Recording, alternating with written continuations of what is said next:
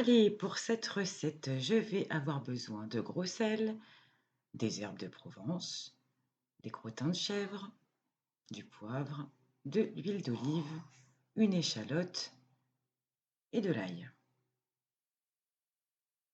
C'est parti, on coupe l'échalote.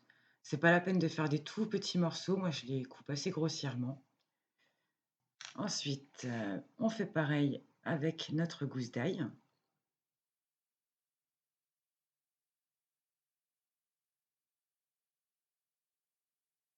Alors moi, je viens découper le fromage, mais c'est pas obligatoire. Si tu as un grand récipient, tu peux les mettre entiers, il y a aucun problème. Le problème, c'est que moi, en fait, ils mettent, leurs grosses pâtes après dans les bocaux et j'aime pas ça, donc je fais des portions individuelles, en fait.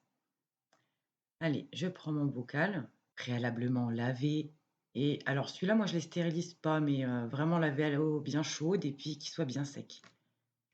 Et je viens placer au fond ma première couche de fromage. Un peu d'ail, un peu d'échalote, un peu d'herbe, un peu de sel, un peu de poivre. Hop, hop, hop.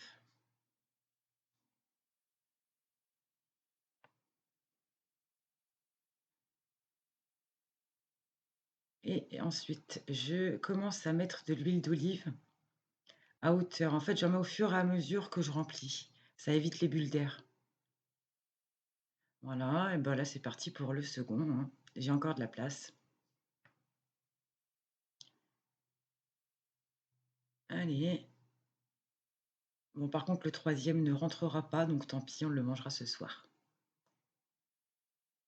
Et puis là, ben, deuxième couche, exactement comme avant. On place les fromages.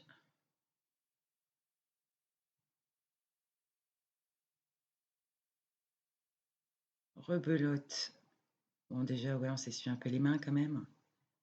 Et rebelote, hein, de l'ail, de l'échalote.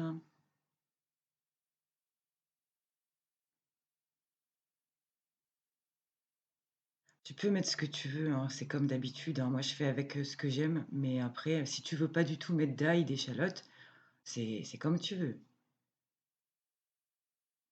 Les petites herbes, si ça parfume bien, ça aromatise bien. Du gros sel.